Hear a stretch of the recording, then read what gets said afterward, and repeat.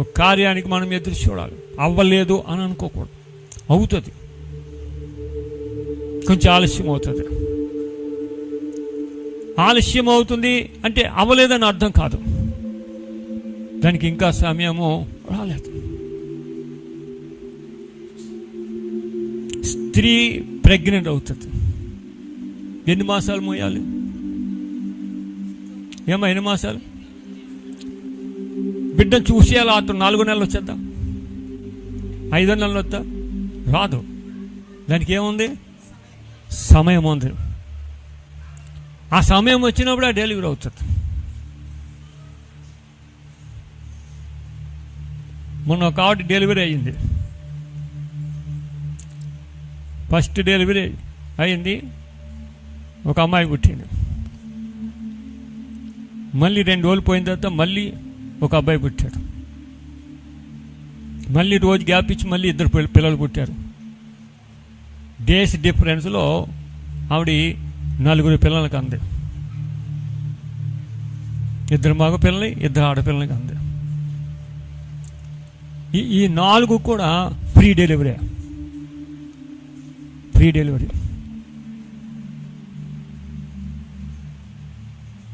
ఏమన్నా ఆ రోజునే పుట్టేచ్చు కదంటే ఆ సమయం అంతే. దేవుడు నామస్తు. అమ్మా మీరు మాట్లాడకండి తల్లి, మీరు మాట్లాడకూడదు. మీరు బైబిల్ అట్టుకు మాట్లాడితే మీరు బైబిల్ చదువుతుందని నేను అనుకుంటాను. చదివే టైం కాదు, నేను చెప్తే మీరు ఎనీ టైం అయితే. నేను ఒక సమయం ఉందంటాడు. అలాగే ప్రతిదానికి కూడా ఓర్పు కలిగి ఉండాలి, ఒక నిరీక్షణ. టెన్షన్ పెట్టండి. ఇప్పుడు ప్రతిదాన్ని మీరు ఏం చేస్తున్నారంటే టెన్షన్ పడిపోతున్నారు. అవ్వలేదండి, ఇంకా అవ్వలేదండి, ఆ ఇల్లు పూర్తి అవ్వలేదండి, మా అబ్బాయి పెళ్ళి అవ్వలేదు, మా అమ్మాయి పెళ్ళదు, ఎంత చదివించాను, ఉద్యోగం రాలేదండి. ఓ టెన్షన్ టెన్షన్ టెన్షన్. టెన్షన్ వల్ల ఏమొస్తుంది? ఏమా టెన్షన్ వల్ల ఏమొస్తుంది? ఏమైనా వస్తుందా? వస్తే బీపీ షుగర్ అవుతుంది, కానీ ఇక్కడ ఉద్యోగం రాదు. ఈ టెన్షన్ వల్ల మీకు బీపీ షుగర్ అవుతుంది కానీ ఉద్యోగం రాదు. ఈ టెన్షన్ వల్ల మీ అబ్బాయి పెళ్ళి అవుతాం, బీపీ వస్తుంది. మాకు పడకూడదు. ప్రశాంతంగా సమయం ఉంది, ప్రభు సమయంలో చేస్తాడు. నేను చక్కని ఇల్లు కట్టుకుంటాను, లేదా నా బిడ్డకి వివాహం జరుగుతుంది అని చెప్పేసి నిరీక్షణ కలిగి ఉండాలి. తొందర మనకి అంత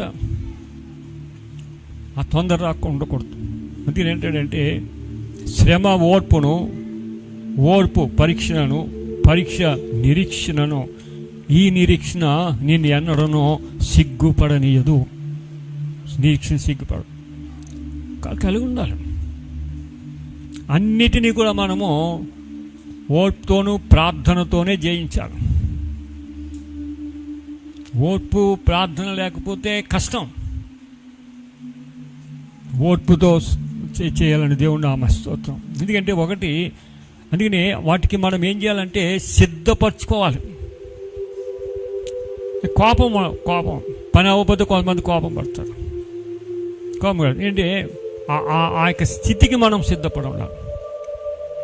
ప్రతి స్థితికి స్థితిపడి ఉండాలి. ఆ సిద్ధపాటు అనేది కూడా మన జీవితంలో ఉండాలి. ఇప్పుడు దేనికి సిద్ధపడలేకపోతున్నారు?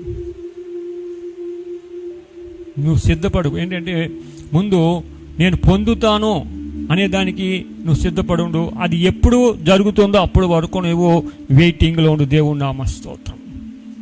అప్పటి వరకు నువ్వు నిలబడి ఉండాలి. ఇంకో మాట చెప్తాడు చూడండి, యోహాను 11వ అధ్యాయము 4వ వచనం.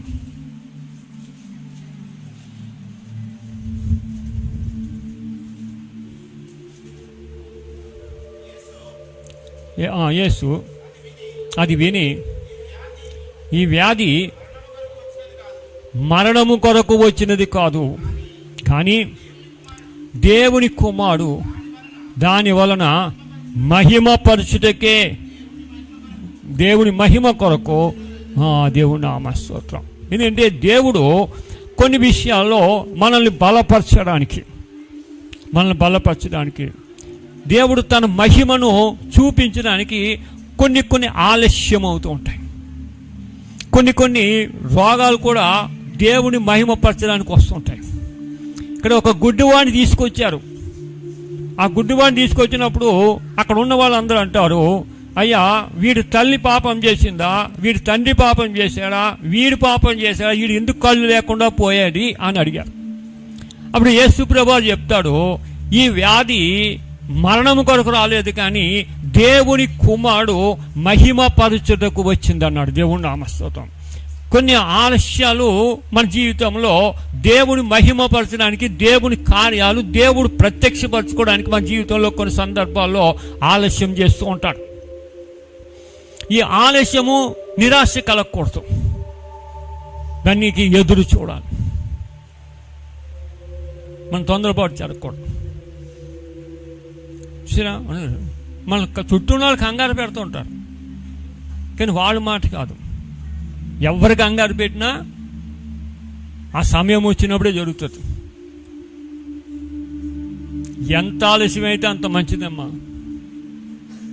సామెత ఉంది కదా, లేట్ అయితే లేటెస్ట్గా వస్తారంట. లేట్ అయితే ఏమవుతుంది? లేటెస్ట్గా వస్తారంట. మనం మీటింగ్కి వెళ్ళాం,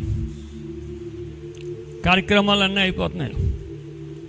పాపం ఆయన వాకింగ్ చెప్పడానికి ఒక పాస్ట్ గాని పెట్టుకున్నాడు. వీళ్ళు టైం చూసుకున్నారు, ఆయన ఇంకా రావడం లేదు. ఏంటిరా బాబు ఇంకా రావడం లేదు, ఏంటి అసలు వస్తాడా రాడా అని చెప్పి వీళ్ళు టెన్షన్ పడుతున్నారు. కానీ జాగ్రత్తగా కారులో స్టైల్గా దిగాడు ఆయన. నేను చెప్పాను, పాస్ట్ గారు లేట్గా వచ్చినా లేటెస్ట్గా వస్తున్నాడు చక్కగా దారిలోనే తల దూకుంటూ వచ్చాడు.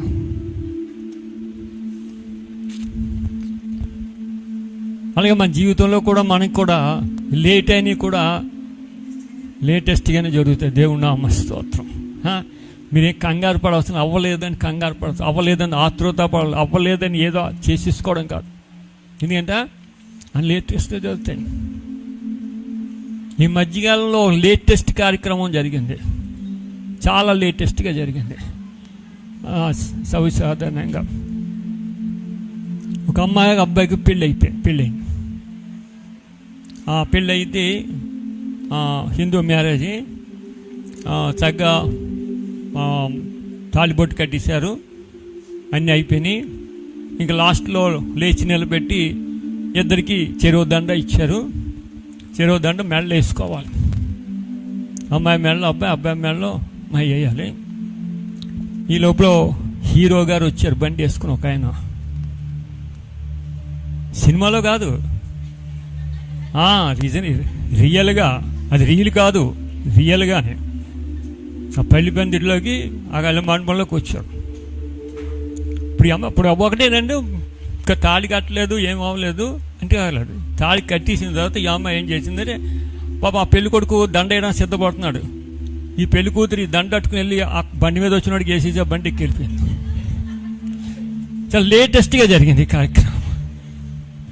వాడు లేటుగా వచ్చినా లేటెస్ట్గా వచ్చింది. దేవుడు నా మనసు స్తోత్రం కలుగును గాక. ఇలాంటివి జరుగుతుంటాయి కొన్ని మన జీవితంలో చూస్తూ ఉంటాం. పరిస్థితులు అలాగ ఉన్నాయి. నేను దేవుని బిడ్డలు అటువంటి కార్యక్రమాలకి పాల్గొనకండి.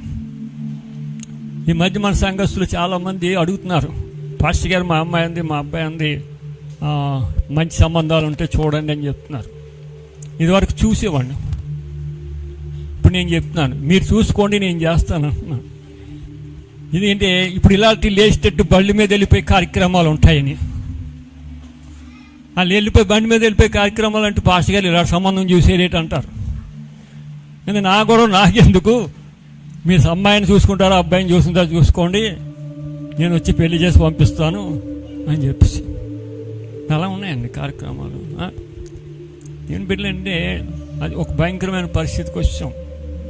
ఎందుకంటే దేవుడు మనల్ని తన రక్తంలో కడగబడ్డాడు కనుక మనం చాలా జాగ్రత్తగా ఉండాలి. దేవుని నామములో మనము బలపరచబడాలి. కొన్ని జీవితంలో ఒక అద్భుతమైన కార్యం జరిగితే నువ్వు బలపరచబడతావు.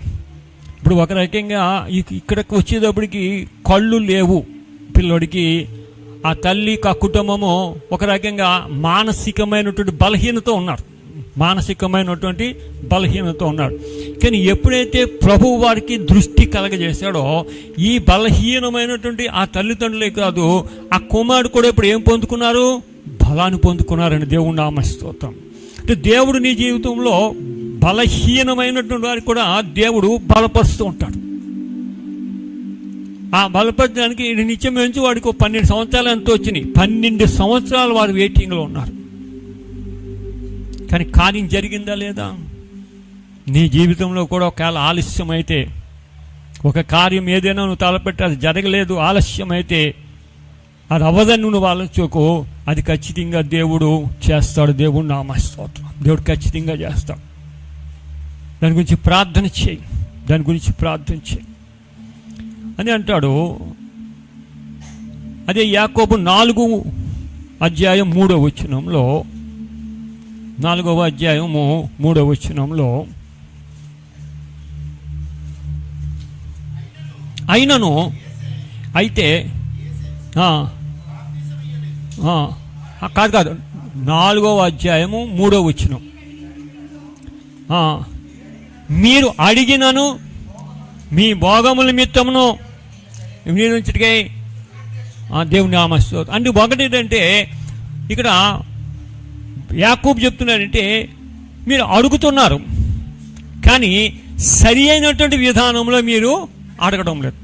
మీ అవసరం గురించి మీరు అడగడం లేదు, కానీ మీరు భోగముల నిమిత్తము జలసాగా ఉండడం గురించి అఫీషియల్గా తిరగడానికి అడుగుతున్నారు తప్ప ఏది అవసరమో అవసరమైన దాన్ని మీరు అడగడం లేదు అన్నాడు. ఇప్పుడు అవసరం లేదా అడగ. నీకు అవసరమైనది నువ్వు అడుగు, దేవుడు అది ఇస్తాడు. నువ్వు కష్టాలు ఉన్నావా, ప్రభు ఈ కష్టాల నుంచి నన్ను తప్పించమని నువ్వు ప్రార్థన చేయి. లేదా నువ్వు ఆర్థిక ఇబ్బందుల్లో ఉన్నావా, ఆ ఆర్థిక ఇబ్బందులను తప్పించమని ప్రార్థన చేయి. నువ్వు ఏది అవసరత ఉందో ఆ అవసరం గురించి అడిగే విధానంలో మీరు అడగడం లేదు. మనం అడిగే విధానంలో అడగాలి. నువ్వు దేనికోసం నువ్వు ఎదురు చూస్తున్నావు?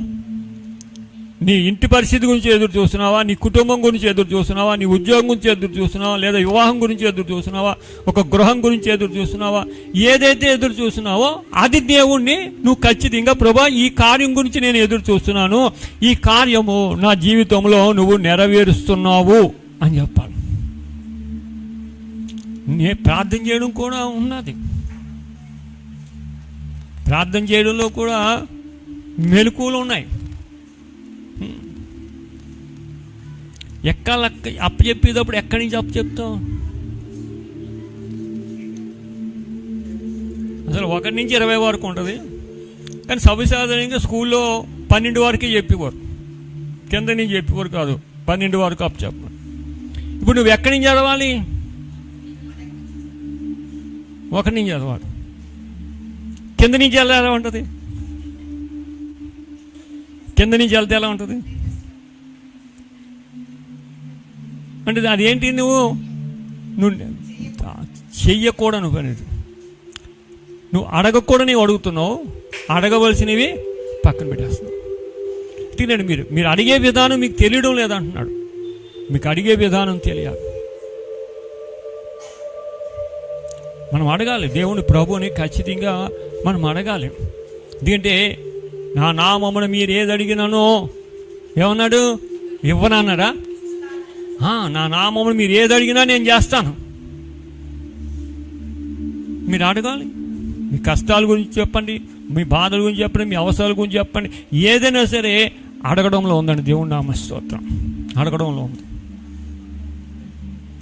చూడండి, యెషయా గ్రంథము 40వ అధ్యాయము 31వ వచనం.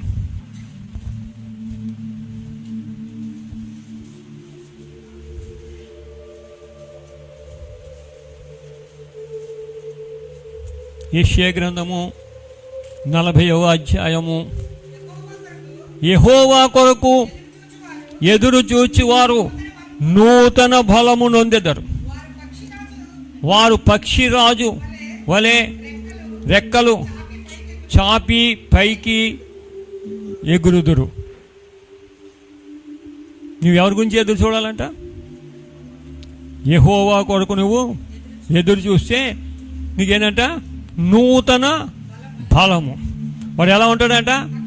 పక్షిరాజు రెక్కలు చాపి ఎలాగైతే ఎగురుతుందో అలాగా నువ్వు ఎగురుతావు. ఎదురు చూడాలి. ప్రభు గురించి ఏం చేయాలి? ఎదురు చూడాలండి. కొన్ని మనకి దూరంలో కొంతమంది ఉన్నారు, మన ఫ్రెండ్స్ లేదో బంధువులు ఉన్నారు. ఆ బంధువులు నేను వస్తున్నాను అని చెప్పి మీకు ఫోన్ చేసి లెటర్ వేశారు. పలానా టైంకి నేను పలానా ట్రైన్ దిగుతాను పలానా స్టేషన్లో, ఉదయం 8:30కి నేను స్టేషన్లో దిగుతాను అని చెప్పాడు. ఆ స్టేషన్లో దిగుతానంటే 8:30 బండి వస్తుంది, నువ్వు ఎన్ని గంటలకు వెళ్తావు? ఏమ్మా? 8 గంటలకే వెళ్తాం. ప్లాట్ఫామ్ మీద 8 గంటలకు వెళ్తాం. ఎంతసేపు వెయిటింగ్ చేయాలి అక్కడ? Half an hour. నేను 8 గంటలు నేను వెళ్ళిపోయినాను, బండి వచ్చేస్తుందా? బండి వచ్చేస్తుందా ప్లాట్ఫామ్కి? రాదు. ఆ 8:30 టైం అయ్యకే ప్లాట్ఫామ్ వస్తుంది. అంటే ఈ అరగంట కూడా నువ్వేం చేయాలి? ఎదురు చూడాలి. దేవుడు నామ స్తోత్రం. అలాగే ప్రభు కూడా నీ కార్యము చేయడానికి ఒక సిద్ధపరిచాడు కార్యము. ఆ కార్యం చేయడానికి కూడా ఆ సమయం కొరకు నువ్వేం చేయాలి? ఎదురు చూడాలి. నువ్వు ట్రైన్ గురించి వచ్చిన ఆ వ్యక్తి గురించి అలాగైతే ఎదురు చూసి ఆ సరిగ్గా టైంకి ఏమైంది వచ్చిన తర్వాత నువ్వు ఎలాగైతే ఆ వ్యక్తిని రిసీవ్ చేసుకుంటావో, దేవుడు సమయం కొరకు నువ్వు ఎదురు చూసినప్పుడు దేవుడు నీకు ఇచ్చేటట్టు ఈవైనా సరే నువ్వు కూడా అలా రిసీవ్ చేసుకుని నువ్వు ఇంటికి పెట్టుకెళ్తావు. దేవుడు నా స్తోత్రం. నువ్వు కంగారు పడి మాత్రం బండి రాదు. ప్లాట్ఫారం ఎక్కి మళ్ళీ పట్టాల మీదకి వెళ్ళి చూసి పట్టాల మీద ప్లాట్ఫారం మీదకి వెళ్ళి ఇవన్నీ చేస్తే నీ కాళ్ళు అవుతాయి తప్ప బండి మాత్రం రాదు. బండి ఏ టైంకి రావాలో, నీ పని ఎప్పుడు చేయాలో అప్పుడే చేస్తాడు. దేవుడు నామ స్తోత్రం. ఇప్పుడు ఏంటంట? పక్షిరాజు రెక్కలు చాపి ఎగిరినట్లుగా ఎగురుతూ ఉన్నాడు. ఇప్పుడు మనం పరీక్షలు రాస్తున్నాం. వీడికి అర్థమైపోయింది ఏమని? నేను పాస్ అవ్వను అని. మన టాలెంట్ మనం తెలిసిపోద్ది కదా. కానీ ఇంట్లో అడిగితే అన్నట్టు చాలా బాగా రాశాను అంటాడు. కానీ వీడికి తెలుసు, వీడి మనసులో ఉంటుంది నేను అవ్వనని. ఈ పరీక్షలు పాస్ అవ్వనని ఉద్దేశం వీడికి ఉంది. ఇప్పుడంటే వాట్సాప్లోనూ అట్లా వచ్చేస్తున్నాయి. ఇది వరకంటే స్కూల్కి వెళ్ళి బోర్డులో చూసుకోవాలి. ఇప్పుడు ఇది ఎలాగే ఉందంటే ఇంక ఇంట్లో పోరు పడలేక ఏం చేస్తాడంటే కాళ్ళు ఈడ్చుకుంటూ తప్పటబ్బా కొట్టుకుంటూ మొఖం వికారం చేసుకుని అక్కడికి వెళ్తాడు. అడిగి తెలిసి నెంబర్ ఉండదండి. ఇప్పుడు నెంబర్ ఉంది అక్కడ. ఇది పాస్ అయ్యాడు. వీడేమనుకున్నాడు? ఇప్పుడు వెళ్ళేటప్పుడు ఎలాగ వెళ్ళాడు? ఈడ్చుకుంటూ వెళ్ళాడు, వెళ్దామా అన్న అని. ఇప్పుడు ఆడు పాస్ అయిపోయాడు. ఇప్పుడు పాస్ అయిపోతే వచ్చేటప్పుడు ఎలాగ వస్తాడు? గెంతుతో వస్తాడు, నవ్వుతో వస్తాడు. ఎందుచేత? ఏ రిజల్ట్స్ గురించి ఎదురు చూసినప్పుడు అది పాస్ అయినప్పుడు ఎలాగైతే నువ్వు గెంతుతావో, దేవుని కొరకు ఎదురు చూసినప్పుడు కూడా ఆయన చేసే కార్యాలను బట్టి నువ్వు కూడా అలాగే ఎగురుతావాడు. దేవుని నామ స్తోత్రం. గెంతులు వేసేటంటే ఒక అనుభవం. అందుకే నిరాశపడకూడదు. ఎప్పుడు ఆశతో జీవించాలి. ఇవాళ జరగలేదు, రేపు జరుగుతుంది అని అన్నాడు. ఈ ఆశ ఉంటేనే మనిషి బతుకుతాడు, లేకపోతే బతకడం.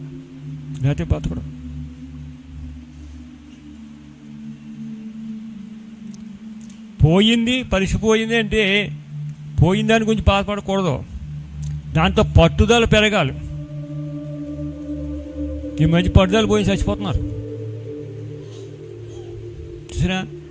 పట్టుదల ఉండాలి. దేవుడు మనకు ఆలస్యం చేస్తే మంచివిస్తాడా చెడ్డవిస్తాడా అంటే ఒకటి చూడండి.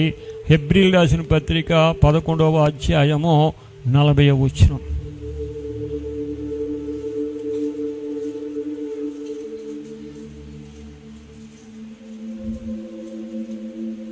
రెండు 208వ పేజీ.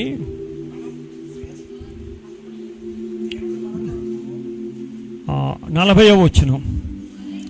వారైనను మనము లేకుండా సంపూర్ణులు కాకుండా నిమిత్తము దేవుడు మన కొరకు మరి శ్రేష్టమైన దానిని ముందుగా సిద్ధపరిచెను గనుక మీరు వాగ్దాన ఫలమును దేవుడు నామ స్తోత్రం. ఏంటంటే దేవుడు నీ గురించి ఏం చేశాడంట? శ్రేష్టమైనటువంటి ఈవులు సిద్ధపాటు చేశాడు. శ్రేష్టమైనటువంటి ఆయన అంటాడు, వీరందరూ తమ విశ్వాసము ద్వారా సాక్ష్యము పొందిన వారైనను మనము లేకుండా సంపూర్ణులు కాకుండా నిమిత్తము దేవుడు మన కొరకు మరీ శ్రేష్టమైనటువంటి దానిని ముందుగా సిద్ధపరిచను. అంటే దేవుడు సిద్ధపరిచాడు. దీనికి ఏం కావాలి? సిద్ధపరిచింది పొందుకోవాలి. ఆ పొందుకోవాలంటే ఏం కావాలి? నిరీక్షణ కనిపెట్టాలి. అబ్రహాం సంగతి మనకు తెలుసు. అబ్రహాముకు అన్నీ ఉన్నాయి కానీ పిల్లలు లేరు. లేనప్పుడు ఆయన విశ్వాసము అనేటువంటిది ఉంచాడు. అవిశ్వాసము బలహీనులు కాలేదు. కానీ దేవుడు ఏమి బొమ్మలు అమ్ముకునే నన్ను ఈ యొక్క స్థితికి దేవుడు తీసుకొచ్చాడు. కానీ సంతానం లేకుండా చేస్తాడా అని చెప్పేసి ఒక విశ్వాసం, ఒక నిరీక్షణ ఉంది. ఒక విషయం ఏంటంటే అక్కడ అతని నిరీక్షణకి విశ్వాసానికి ఇప్పుడుని బట్టి మనం చూస్తే ఒక 40 సంవత్సరాల వరకు ఒకవేళ నిరీక్షణతో ఉండొచ్చు, పిల్లలు పుడతారేమో అని. ఇంకా తర్వాత పుట్టరు. ఇప్పుడు నేనకైనా 30 సంవత్సరాల, 40 సంవత్సరాల, 100 సంవత్సరాలు. అప్పుడు ఏమైనా నీరు వింటారా? సిగ్గులేదేట్రా అని అడుగుతాడు. ఎవడైనా ఏమడుగుతాడు? నీ సిగ్గులేదా అని అడుగుతాడు. ఏ హాస్టల్లోకి వెళ్ళో పిల్లని తీసుకొచ్చి పెంచుకో అంటాడు. కానీ అబ్రహాము ఏం చేశాడు? విశ్వాసం. ఎందుకంటే ఆయనకు తెలుసు, ఒక బొమ్మలు అమ్ముకునేవాడిని తీసుకొచ్చి ఈ రీతిలో ఉంచినట్టు దేవుడు ఆ కార్యం కూడా చేస్తాడు అనేటువంటి విశ్వాసము, నిరీక్షణ అతనికి ఉంది కనుక అతను కొరకు సిద్ధపరిచినటువంటి మంచి శ్రేష్టమైన వాగ్దానాన్ని అబ్రహాము పొందుకున్నాడండి. దేవుని నామ స్తోత్రం. విశ్వాసంతో ఆ యొక్క మంచి ఫలం దేవుడు మనకి ఒక మంచి ఫలం దేవుడు ఇస్తాడు. ఆ ఫలం ఇవ్వడానికి ఏమైంది? ఆలస్యమైంది. ఆలస్యమైంది అంటే ఆలస్యంలో శ్రేష్టమైనవి వస్తాయి. ఒకసారి చెప్పాను, ఒక ముసలావిడి ఏం కొనుక్కొని తినలేని ఆవిడ అక్కడ ద్రాక్ష తోట పక్క నుంచి వెళ్ళిపోతూ ఆ తోట మళ్ళీ అడిగిందంట, బాబు ఈ గిన్నెలో కింద పడిపోయిన పళ్ళు ఏరివి, నేను తింటాను, కొనుక్కోలేను. సరే గిన్నె పట్టుకుని లోపలికి వెళ్ళిపోయాడు. గంట అయిపోయింది, రాలేదు. 2 గంటలు అయిపోయింది, రాలేదు. ఏ మోసాలు తిట్టుకుంటుంది. అటు పళ్ళు ఇవ్వపోయాడు కదా, దిక్కుమాలోడు గిన్నె కూడా పట్టిపోయాడు అని అనుకుంటుంది. వీళ్ళు 1 గంట పోయిన తర్వాత, 2 గంటలు పోయిన తర్వాత ఆ కప్పు నిండా గెలలుతో తీసుకొచ్చాడు. ఈయన ఏం బాబు ఆల్సి, నేను కింద పడే పండు తినే కదమ్మా, నీకు శ్రేష్టమైనటువంటి చెట్టి కోసిచ్చాను. దేవుడు నామ స్తోత్రం. దేవుడు మనకి శ్రేష్టమైనటువంటి దాచాడు. ఆ శ్రేష్టమైన వాటి గురించి మనం ఎదురు చూడాలి. కింద పడిపోయి తొక్కేసి తినేవాళ్ళం కాదు మనం. యెషయా గ్రంథం 1:19 వచ్చినాడు, సమ్మతించిన మాట ఆలకించి నేడల భూమి మీద శ్రేష్టమైనటువంటి మంచి పదార్థములు మీరు భుజిస్తారన్నాడు. మంచి పదార్థాలు దేవుడు మనకు పెడతాడు. తొక్కేసినవి, తినేసినవి, పాడేసినవి కాదు మనకి. ఆ శ్రేష్టమైనవి పొందాలంటే నువ్వేం చేయాలి? ఆలస్యమైన కనిపెట్టుకుని ఉండాలి. ఆలస్యమైన కనిపెట్టుకుండాలి. సొనగకుండా ఉండాలి, ఇసుక్కోకుండా ఉండాలి. అప్పుడు దేవుడు నీకు శ్రేష్టమైనటువంటి ఫలాలు ఇస్తాడు. తొందర ఏంటంటే నీ నిరీక్షణ ఏంటా? ఈ శ్రమ లేదా ఆ శ్రమలో ఓర్పు, ఆ ఓర్పు పరీక్ష, ఆ పరీక్షలో నిరీక్షణ. ఈ నిరీక్షణ నీ జీవితంలో సిగ్గుపాటు. వాళ్ళందరూ చూస్తున్నారు. అబ్రహాం పిల్లోని పెంచుకోవయ్యా, ఇప్పుడు నీకు పిల్లలు ఎట్టి రకంగా శోధిస్తున్నారు అంతేకాదు పిల్లలు లేదండి. శారా కూడా అబ్రహాం శోధించింది, కానీ ఆ శోధనలో ఆయన ఆనందించాడు తప్ప ఆయన నిరాశ చెందలేదు. అటువంటి విశ్వాసం అనుకుంటారు. ఆ విశ్వాసం కలిగిన ప్రతి ఒక్కరికి దేవుడు మంచి శ్రేష్టమైనటువంటి, మీరు ఏ వ్యక్తి ఏదైతే అడుగుతున్నారో ఆ అడిగినవన్నీ కూడా దేవుడు శ్రేష్టమైనవి దేవుడు మనకు అనుగ్రహించును గాక. దేవునికి స్తోత్రం కలుగును గాక. అక్కడ ఓర్పు కలిగి ఉండండి, ఎదురు చూడండి, తొందరపడకండి. దేవుడు సమయం వచ్చినప్పుడు మీ ఆశలన్నీ ఫలింపజేయును. ప్రార్థన చేద్దాం. మహాపరిశుద్ధుడు, కృపాసత్య సంపూర్ణుడు, సకలాశీర్వాదములకు కారణభూతుడైన మా పరలోకపు తండ్రి, నీ ఘనమైన నీ ప్రశస్తమైనటువంటి నామమునకు వందనాలు, స్తోత్రాలు, స్తుతులు చెల్లిస్తున్నాం. ప్రభా, నువ్వు గొప్ప దేవుడు, మహాత్యముగలని దేవుడు, మాతో ఉన్న దేవుడు, మా అవసరాలు తీర్చగలని దేవుడు, మా కొరకు మంచిది శ్రేష్టమైన సిద్ధపరిచిన దేవుడు. నేను మేము తొందరపడి పొందలేకపోతున్నావేమో. నేను అటువంటి తొందరపాటు అనేటువంటి నిరాశ అనేటువంటి మా జీవితాల్లోంచి తీసివేసి ఓర్పుతో కనిపెట్టుకుని నేను నువ్వు ఇచ్చే ఈవులు మేము పొందుకుని నేను పక్షి రాజు నేను రెక్కలు చాపి ఎగిరినట్లుగా ఆ ఎగిరేటంటే అనుభవంలోనికి ప్రతి బిడ్డను ప్రతి కుటుంబాన్ని సిద్ధపరచండి. నేను నిరాశలో కృంగిపోయి నశించిపోయేవారిగా కాకుండా ఆశతో గొప్ప కార్యాలు చేయగలిగినటువంటి వ్యక్తులుగా నేను ఆ బిడ్డలు సిద్ధపాటు చేసి సహాయం ఇచ్చేయమని. ఇగో నేను అనేక మంది బిడ్డలు అనారోగ్యంతో ఉన్నారు, వైరల్ ఫీవర్తో, జ్వరాలతో, మోషన్స్, వామిటింగ్స్, తల శిరోభారాలు, ఒళ్ళు బాడీ పెయిన్స్తో నేను అనేక రకాలైనటువంటి బాధల్లో ఉన్నారు. నేను వారందరినీ కూడా ఒక్కసారి నీ కృపగల హస్తంతో, నీ గాయపడిన హస్తంతో ముట్టి స్వస్థపరిచి లేవనెత్తి నేను సిద్ధపాటు చేయండి. మంగళవారం రావడానికి సిద్ధపాటు చేయండి. శుక్రవారం ఆరాధనలో పాల్గొని కృప దయచేసి సహాయం ఇచ్చేసి మంచి సాక్ష్యాలు చెప్పడానికి లేవనెత్తి నేను బలహీన పడుతున్న ప్రతి బిడ్డను బలపరిచి సహాయం ఇచ్చేయండి. ఇగో నేను ఇక్కడ వచ్చిన ప్రతి బిడ్డను దీవించి ఆశీర్వదించండి. ఏ బిడ్డలు ఏ ఆశతో వచ్చిన, ఏ నిరాశతో వచ్చిన నేను వారి నిరాశలన్నీ తీసివేసి నేను గొప్ప ఈవులు పొందుకునే కృప దయచేసి వారు ఆగిపోయిన ప్రతి పనిని నేను ఈ నెలలోనే, ఈ సంవత్సరంలోనే జరిగించి సహాయం ఇచ్చేయమని. నీ బిడ్డలందరి పట్ల నువ్వు దీవెనాశీర్వాదం కలిగించి నీ నామాన్ని కనపరుచుకోమని. తిరిగి గొల్లపాలెం వెళ్తుండగా జరిగే ఆరాధనలన్నింటిలో మీరు తోడుకుంటూ సహాయం ఇచ్చేయమని, నీ సన్నిధి తోడుగుంచి దీవించి ఆశ్రయించి మహిమ పొందమని యేసు నామములో అడుగుచున్నాం తండ్రి, ఆమేన్. తండ్రి యొక్క ప్రేమ, కుమారుడైన యేసుక్రీస్తు అనే యొక్క కృప, పరిశుద్ధాత్మ దేవుని యొక్క అన్యోన్య సహవాసము కూడిన మనందరకును సదాకాలం తోడండి నడిపించునుగాక. ఆమేన్.